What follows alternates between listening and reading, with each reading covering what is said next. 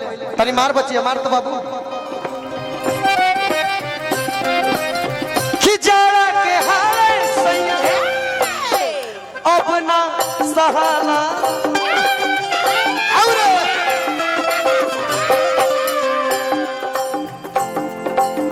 तहरा बिना ए हो सैया रहल ना रहाला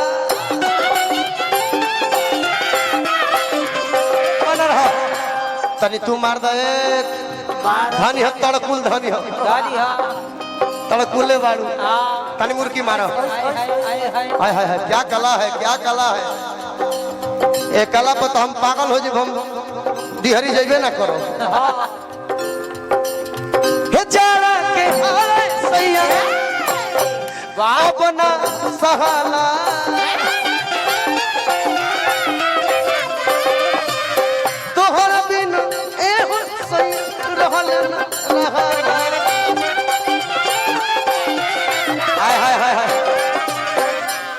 कच्ची कली अभी करो से मारो बाबा मुर्गी मुर्गी तनी मार दा कच्ची कली मारा मारा मारा मारा ए भैया देखला देखला देखला देखला कि जाड़ा के हारे सैया अब से बन रहा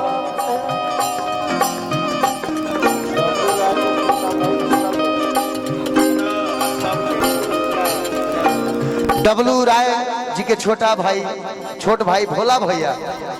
सब कोई के हजारों हजार रुपया का पुरस्कार दिले बनी फेमस ट्रेवल्स के तरफ से बहुत बहुत आशीर्वाद बा गोड़ लागो ए तनी निमन से मारो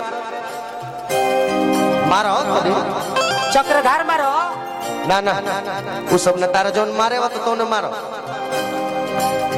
कि जाड़ा के हारे सैया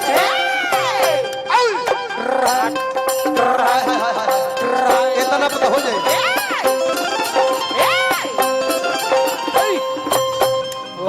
बना रहो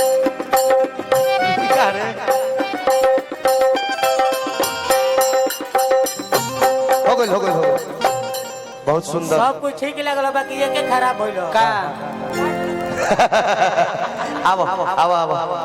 अब भारती तनी तू मारो वाह विचित्र तनी अलगे हो गया है भाई कैसे विराट कोहली स्टेडियम में उतरले तो लोग मुंह ताकत रहला कि अब मैच जीत हो जाई तारा पास शराब हम लिखे अब हर तजारा के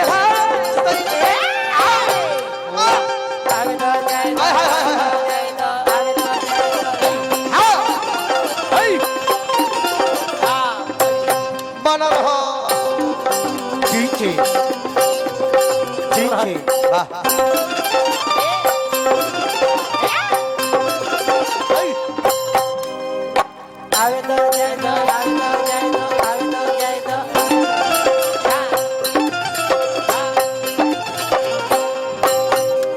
वाह वाह वाह वाह रुक जा